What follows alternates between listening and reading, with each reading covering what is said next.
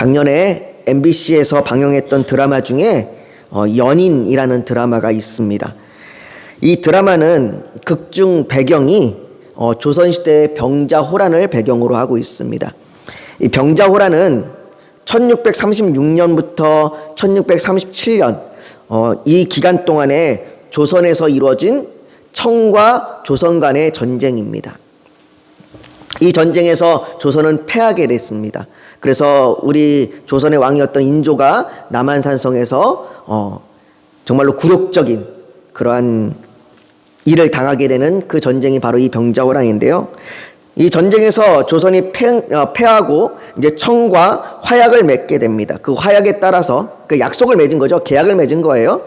그 화약에 따라서 소현세자와 복림대군이 청에 끌려갑니다. 그러니까 왕자들이 끌려가는 거예요. 왕자들이 끌려가고 또 조선의 수많은 사람들이 청에 끌려갔습니다.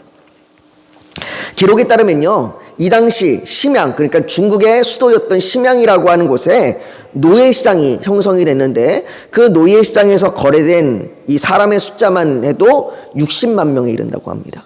그러니까 60만 명에 이를 정도로 수많은 사람들이, 우리나라 이 조선에 수많은 남자, 여자, 양반이고 천민이고를 가리지 않고 다 끌려간 거예요.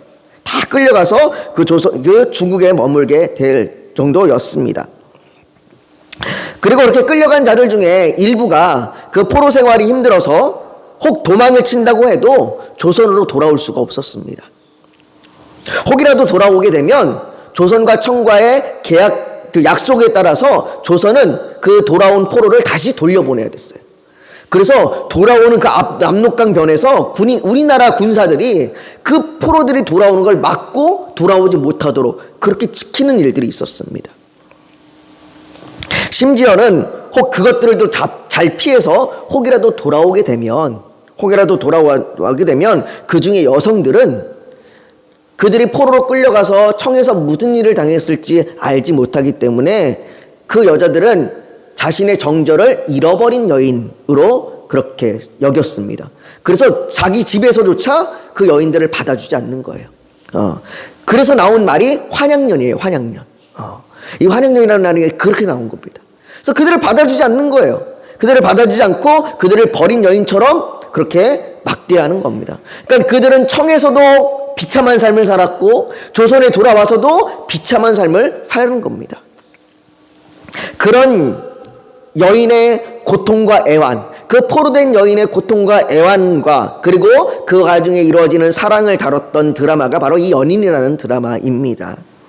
그 드라마에 그 포로의 생활이 얼마나 끔찍한지를 보여주는 장면들이 있습니다. 그 포로가 말을 듣지 않는다고 막 그냥 인두로 지지고 그리고 매질하고 이런 일들이 수없이 벌어지고, 이게 사람이 노예니까 이게 사람으로서 대접이 아니라 물건으로 대접을 받는 일들이 벌어지게 되는 거죠. 전쟁의 포로는 비참함입니다. 비참함이에요. 그 삶의 하루하루가 고통이겠지만 전쟁의 패해서 우리가 끌려왔다는 그 사실 자체만으로도 비참함입니다. 그들에게는 아무리 노력해도 희망이라는 것이 없는 거예요. 조선과 청은 그래도 조선이라는 나라가 있지만 지금 우리가 이제 바벨론과 이 남유다를 보지만 나중에 남유다가 완전히 망하게 되면 이 바벨론에서 돌아갈 땅이 없어지는 거예요. 돌아갈 내 국가, 내 조선이 없어지는 거예요. 여러분, 우리가 일제 그 강점기에 우리가 있었지만, 그 일제 치하에 있었지만 그때 가장 비참함이 뭐예요? 내 조국이 없다는 거잖아요. 내 나라가 없다는 거예요. 그 사실 자체만으로도 희망이라는 것이 없어지는 것이 가장 비참함이죠. 포로라는 사실이 절대로 달라지지 않는 겁니다. 더욱이 고대 근동의 전쟁에서는요, 그 전쟁에 패한다는 건 자신들이 믿는 신이 패했다는 겁니다. 그러니까 패한 나라는, 그 패한 나라의 신은 자신들의 백성들을 구원해 주지 못하는 신, 무능한 신, 연약한 신이 되는 거죠. 이스라엘은 바벨론의 포로가 되었습니다. 고대 근동의 문화에 의하면 이스라엘의 여호와 하나님은 바벨론의 신에게 패한 그런 신이 되는 겁니다. 그러니 마땅히 포로된 이스라엘 백성들은 바벨론의 신에게 절해야 되는 거죠. 그들이 믿던 신은 이미 패한 거고 승리한 신에게 절하는 것이 마땅한 거예요. 하지만 포로된 이스라엘 백성 중에는 그런 문화의 소리에 우리의 신은 패했고 너희의 신은 승리했으니 너희의 신에게 절한다라고 하는 그런 문화의 소리에, 그런 그들의 소리에 굴복하지 않은 사람들이 있었습니다. 지난주에 우리가 살펴봤던 여호야김 시대에 끌려간 사람 중에 우리가 다니엘이 있었다고 말씀을 드렸죠. 그 다니엘과 세 친구가 대표적인 사람들이잖아요. 다니엘과 세 친구가 그 우상의 앞에 절하지 않겠습니다, 그 신상 앞에 우리가 절하지 않겠습니다라고 그들이 그렇게 고백할 수 있었던 이유가 뭐겠습니까? 우리의 신은 패한 신이 아니고 우리가 믿는 하나님은 패한 하나님이 아니라는 거죠. 그런 문화에, 그런 소리에 흔들리지 않는다라고 하는 거죠. 그들은 포로가 된 상태에서도 오히려 여호와 하나님을 경외했고 하나님께서 살아계시며 그들을 돌보신다는 것을 그들의 삶을 통해서 보여주었습니다. 그들은 왜 그렇게 포로로 끌려간 중에 그렇게 다니엘과 세 친구처럼 그렇게 믿음을 지키는 그들은 왜 자신들이 포로가 된 비참함 가운데 여전히 여호와 하나님을 바라보며 믿음으로 살아갈 수 있었을까요? 그들이 그렇게 믿음을 지킬 수 있었던 이유가 뭘까요? 우리는 그 답을 바로 이 열왕기서에서 발견할 수 있습니다. 지금 우리가 살펴보고 있는 열왕기서는요, 그렇게 바벨론의 포로로 끌려간 사람들, 그 사람들이 읽기 위해서 쓰여진 거예요. 그러니까 그들이 읽고 있는 거예요. 그러니까 이 열왕기서를 읽을 때 그들의 심정이 어떻겠어요? 그들의 심정은 포로된 심정으로 읽고 있는 거예요. 그 비참함 가운데 읽고 있는 겁니다. 포로된 이스라엘 백성들은 열왕기서를 읽으면서 자신들이 왜 포로가 되었는지를 돌아보고, 그리고 그 역사 속에서 하나님께서 여전히 주관하고 계신다는 것을 발견하고 그 발견함으로 인하여 그들이 믿음으로 설 수 있는 겁니다. 이제 오늘 우리가 읽는 이 본문은요, 남유다가 하나님을 떠나서 우상을 섬기며 악을 행하던 그 결과로 자신들이 포로가 되는, 이제 본격적으로 포로로 끌려가게 되는 그 직접적인 본문인 거예요. 아, 이제 우리가 포로로 끌려갔구나. 아, 우리의 비참함이 여기 드러났구나 라고 나타나는 거죠.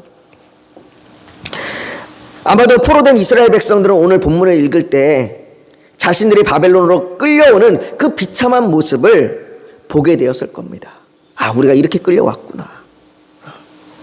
오늘 본문 8절을 한번 보실까요? 오늘 본문 8절은 이렇게 얘기합니다. 여호야긴이 왕이 될 때에 나이가 18세라 예루살렘에서 석 달간 다스리니라. 그의 어머니의 이름은 느우스다요 예루살렘 엘라단의 딸이더라 라고 말씀합니다.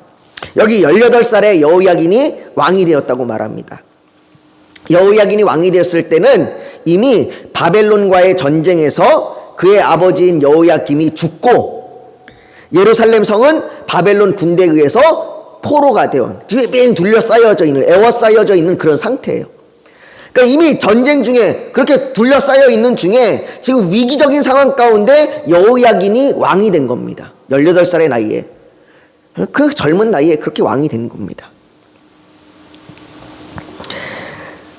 그런 처지에 왕이 됐으니 할 수 있는 게 뭐 얼마나 되겠어요. 여호야긴이 할 수 있는 일이라고는 많지 않았습니다. 이미 전쟁의 승패는 많이 기울어져 있었어요. 이미 이 전쟁은 이스라엘이 이길 수 있을 만한 그런 전쟁이 아니에요. 이미 그 막강한 강대국이 자기네들을 다 에워싸고 있는 거예요.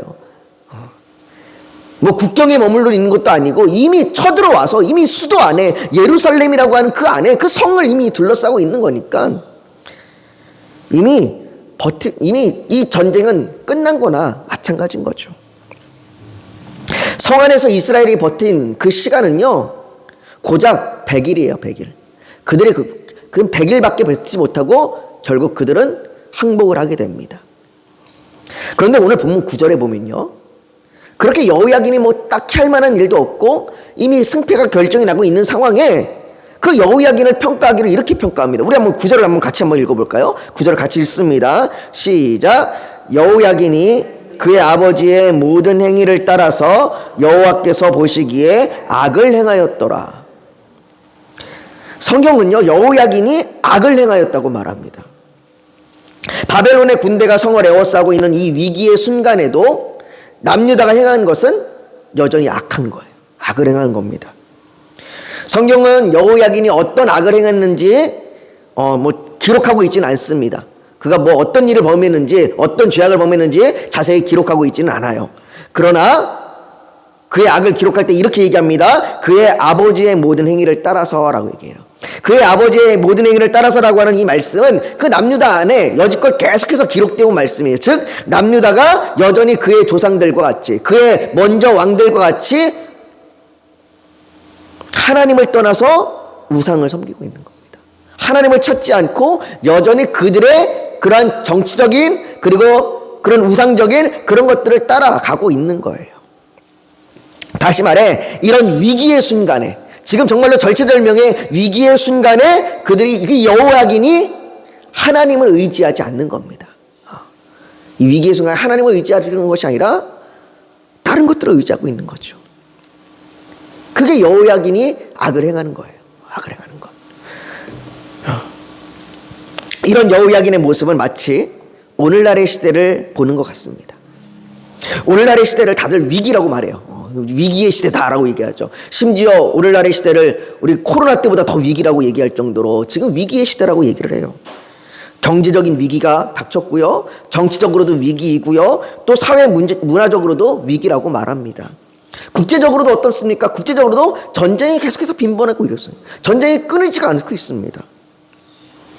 이스라엘에서 벌어진 전쟁은 벌써 1년째 이어지고 있고, 또 러시아와 우즈베키스탄에 벌어진 전쟁 역시 계속해서 지금 이어지고 있잖아요.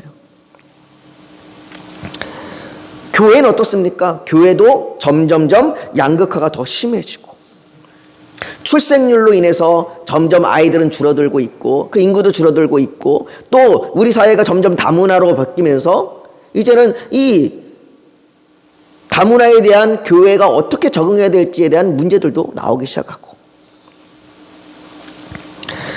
여러 가지 변화의 기로에 서 있으면서 흔들리고 위기를 겪고 있습니다. 사회적으로 교회에 대한 인식은 이미 바닥을 쳤어요. 어떤 조사에 따르니까 그렇게 얘기하더라고요.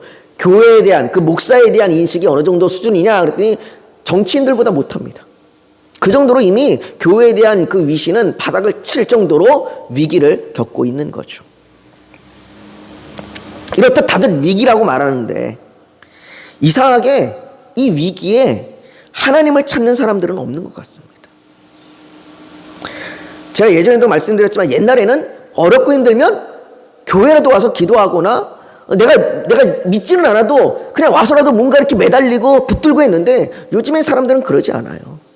심지어 믿는 자도 위기가 오면, 어려움이 오면 하나님을 찾지 않는 사람도 많습니다. 옛날처럼 기도원이 가득 차는 시대도 아니고 기도원이 텅텅 비는 시대라고 얘기하잖아요. 하나님을 찾는 사람들은 점점 없습니다. 전심으로 하나님을 찾으며 위기를 견뎌나가는 이들이 점점점 소수가 되어가고 있습니다. 사람들은 하나님을 찾기보다 쉽고 빠른 방법을 택합니다. 돈이 없으면 대출을 받으면 되고, 이런 식으로 점점점 쉽고 빠른 방법을 찾는 거예요. 그래서 그것이 때로는 옳지 않은 일임에도 불구하고 그게 큰 피해를 주는 것 아니고 또 남들도 하는 거면 그냥 그것에 편승해서 같이 따라가기도 합니다. 위기가 하나님을 찾는 기회가 아니라 오히려 위기가 악으로 빠르게 치닫는 기회가 되어 사단이 승리를 기뻐하며 믿는 자들을 조롱하는 것 같습니다. 바벨론의 군대가 성을 에워싸는 이 위기의 순간에도 하나님을 의지하지 않았던 여호야긴은 성에서 오래 버티지 못합니다. 아까 말씀드렸죠? 100일 버텨요. 100일 버티고 나서 오늘 본문 11절과 12절을 보십시오. 이렇게 이야기합니다. 그의 신복들이 에워쌀 때에 바벨론의 왕 느부갓네살도 그 성에 이르니, 이제 느부갓네살 왕이 온 겁니다. 왕이 오니까 그 성에 이르니 유다의 왕 여호야긴이 그의 어머니와 신복과 지도자들과 내시들과 함께 바벨론 왕 앞으로 나아가매, 왕 앞에 나아가매 왕이 잡으니 때는 바벨론 왕 8째이니라. 느부갓네살 왕이 예루살렘에 오니까 여호야긴이 뭐 하는 거예요? 항복하고 나가는 거예요. 항복하고 나가서 그 왕 앞에 엎드리는 겁니다. 이제 남유다 왕의 통치 시대는 끝났어요. 이제 남유다는 끝난 겁니다. 물론 아직 마지막 왕이 시드기야가 남아있지만 이 시드기야 왕은 바벨론 왕이 세운 왕이에요. 그러니까 엄밀히 얘기하면 남유다는 이미 남유다의 통치는 끝난 겁니다. 그래서 12절 끝에는 이렇게 얘기해요. 바벨론의 왕 8째 해라고. 보통 그 나라의 연수를 따질 때는 그 나라 왕의 즉위 몇 년 뭐 이렇게 얘기를 하는데, 이제는 남유다 왕 여호야긴 즉위 몇 년 이게 아니라 아예 바벨론으로 넘어가 버렸어요. 바벨론 왕 8째 해 이렇게 아예 넘어가 버린 겁니다. 끝난 거예요. 그리고는 항복을 받아낸 바벨론 왕은 여호와의 성전, 그 솔로몬 왕이 진 그 여호와의 성전과 왕궁에 있는 모든 보물을 가져가 버립니다. 어떤 학자들은요, 이들이 성전과 왕궁에 그 칠해진 금 있잖아요. 그 금까지 다 베껴갔다고 얘기해요. 여호와의 성전은 무너졌습니다. 솔로몬의 그 아름다운 성전은 무너졌어요.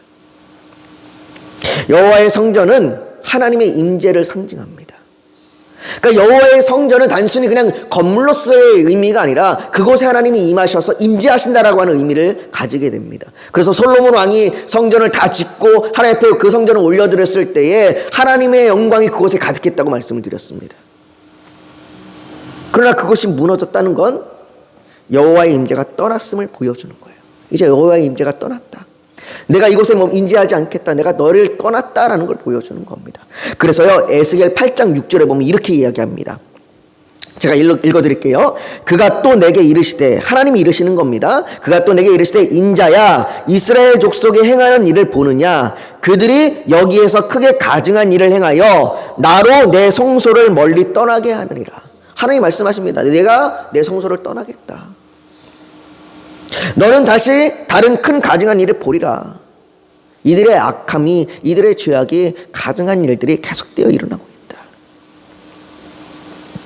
전쟁에 패하였으며 하나님의 성전은 파괴되어 하나님께서 떠나시고 이스라엘은 왕으로부터 해서 백성들까지 바벨론의 포로로 끌려가 버립니다. 이때가 포로가 가장 많이 끌려간 때예요. 오늘 본문 14절부터 16절에 보면 그 포로가 끌려간 자들, 그들이 기록되어 있는데요. 특히 14절에 보면 이렇게 얘기합니다. 그가 또 예루살렘의 모든 백성과 모든 지도자와 모든 용사 10,000명과 모든 장인과 대장장이를 사로잡아 가매 비천한 자 외에는 그 땅에 남은 자가 없었더라. 한 나라에 필요한 모든 사람들을 다 데려간 거예요.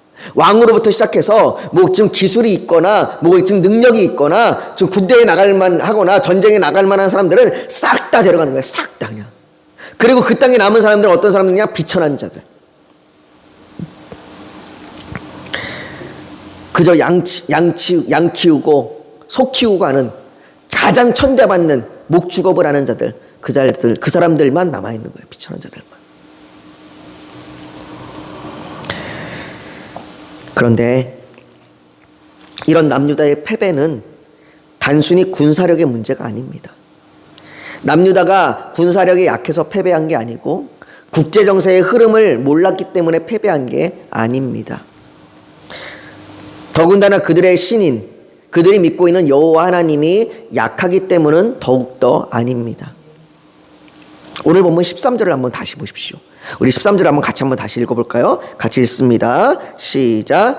그가 여호와의 성전의 모든 보물과 왕궁 보물을 집어내고 또 이스라엘 왕 솔로몬이 만든 것 곧 여호와의 성전의 금 그릇을 다 파괴하였으니 여호와의 말씀과 같이 되었더라. 특별히 전쟁의 패배를 언급하면서 가장 중요한 게 다루는 것이 성전입니다. 그러니까 그들이 뭐 군사력이나 이런 것보다 가장 중요한 것이 성전, 그들이 하나님 앞에 바로 서느냐 안 서느냐죠. 그 성전을 다루는데 이 성전이 아까 말씀드렸듯이 여호와의 성전이 하나님의 임재를 상징한다고 말씀드렸죠. 이 하나님의 임재, 이게 끝났습니다. 파괴가 됐습니다. 다시 말해 남유다의 패배는 그들의 죄악으로 말미암아 하나님께서 떠나신 거예요. 그래서 패배한 겁니다. 그런데 13절 끝에 뭐라고 얘기합니까? 그 모든 일이 여호와의 말씀과 같이 되었더라 라고 얘기합니다. 여호와의 말씀과 같이. 여기서 말하는 여호와의 말씀을 예레미야 22장 24절에서 26절에 볼 수 있는데요. 거기에 보면 이렇게 이야기합니다. 여호와의 말씀이니라 나의 삶으로 맹세하노니 유다 왕 여호야김의 아들 고니야가, 이 고니야가 바로 여호야긴의 본명이에요. 고니야가 여호야긴입니다. 이 고니아가 나의 오른손에 인장만지라 할지라도 내가 빼어 내 생명을 찾는 자의 손과 내가 두려워하는 자의 손 곧 바벨론의 왕 느부갓네살의 손과 갈대아인의 손에 줄 것이라. 내가 너와 너를 낳는 어머니를 너희가 나지 아니한 다른 지방으로 쫓아내리니 거기서 죽으리라. 이게 여호와의 말씀이에요. 여호와의 말씀과 같이 너희가 바벨론의 포로가 되어 끌려갈 것이다. 너희가 그곳에서 죽을 것이다 라고 그렇게 이미 여호와 하나님께서 말씀하시는 거예요. 이 여호와의 말씀처럼 말씀과 같이 되었다라고 이야기하는 거죠. 이 말씀처럼 여호와의 긴과 남유다의 백성들이 포로로 끌려갑니다. 여러분, 우리가 고난받을 때 그것이 나의 죄로 인한 고난이든 혹은 이유 없는 고난이든 힘든 고난의 시기를 겪을 때 쉽게 받아들이기 어려운 말 중에 하나가 하나님의 뜻이 있습니다, 이 말일 거예요. 물론 어떤 분들은 하나님의 선하심을 알기에 이 말이 이해가 되는 분들도 계실 겁니다. 그러나 내가 지금 당하는 어려움이 하나님의 뜻이십니다 이렇게 얘기하면 선뜻 그게 잘 받아들여지지 않는 경우가 더 많습니다. 그리고 심지어는 하나님을 원망하기도 합니다. 아니, 내가 당하는 고통이 하나님 뜻이라면 도대체 하나님은 나에게 고통을 주시는 분입니까? 라고 그렇게 원망하는 분도 있고, 하나님이 그렇게 못된 악한 분입니까? 라고 원망하는 분들도 계실 겁니다. 지금 바벨론의 포로가 되어 이 열왕기서를 읽고 있는 이 포로된 백성들은 어떨까요? 아, 우리가 포로된 것이 하나님의 말씀대로 됐구나, 하나님의 뜻이구나, 그렇다고 그들이 생각한다면 그들은 어떨까요? 그들은 이 말씀을 어떻게 받아들였을까요? 서두에 말한 것과 같이 다니엘과 세 친구는 어떤 믿음으로 바벨론의 포로기를 보낸 것일까요? 분명 남유다가 포로가 되어 바벨론에 끌려간 것은 그들의 죄 때문입니다. 그들의 죄가 원인이에요. 하나님이 원인이 아니라 그들의 죄가 원인입니다. 그것을 하나님의 말씀대로 되었다고 해서 그것을 하나님 탓으로 핑계할 수 없습니다. 그러나 하나님께서는 그분의 말씀대로 그들이 죄로 인하여 그들을 포로가 되게 하셨고 여호와의 성전에서 떠나셨습니다. 하나님은 말씀과 다른 분이 아닙니다. 그분이 말씀이십니다. 풀은 마르고 꽃은 시드나 우리 하나님의 말씀은 영원히 서리라 라는 말씀과 같이 하나님의 말씀은 변하지 않습니다. 포로된 이들에게 하나님의 말씀대로 바벨론의 포로가 되었다는 이 말씀이 분명하고 확실하며 이것을 믿는다면 또한 그들은 예레미야 29장 10절에 여호와께서 이와 같이 말씀하시니라 바벨론에서 70년이 차면 내가 너희를 돌보고 나의 선한 말을 너희에게 성취하여 너희를 이곳으로 돌아오게 하리라 라는 이 말씀도 분명함을 믿습니다. 하나님의 말씀은 선택적인 믿음이 아니에요. 근데 우리가 어려움을 당하고 고난을 당하고 우리가 위기가 올 때 우리는 그 하나님께서 우리에게 베푸시는 그 은혜의 말씀, 그 은혜의 말씀을 기억해야 돼요. 우리가 지금 당하는 어려움만 바라보면서 내가 이 어려움을 당하고 있구나가 아니라 하나님이 내게 베푸시고 나를 여전히 돌보시고 있다는 그 은혜의 말씀을 기억해야 합니다.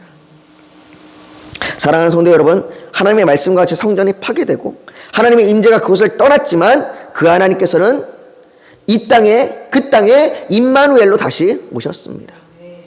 그 하나님께서 성령으로 우리 안에 계셔서 성경을 통하여서 하시는 그 하나님의 말씀을 우리에게 분명하게 하십니다.